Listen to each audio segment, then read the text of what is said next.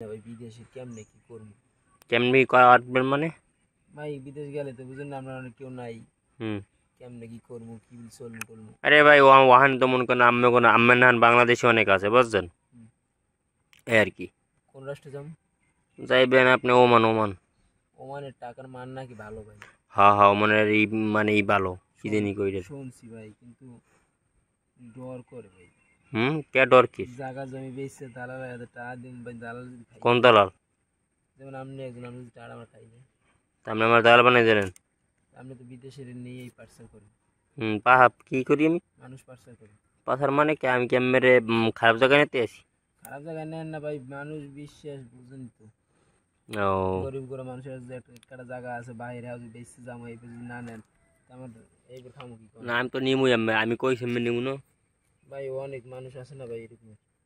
অনেকের লাগে আপনি আমার তুলনা দান কি লিয়ে ভাই? হ্যাঁ আমি বুঝলাম না ভাই, আমি এমনি হেল্প করতে চাইছি, হ্যাঁ আপনি এরম করে মানে এরম কথাটা কইলেন এটা কে? না হুম। ভাই আপনি না, অনেক মানুষ আছে তো এরকম, আপনি তো জানেন। অবশ্যই আছে, থাকলে কি হইছে? এই লিগেই ভাই।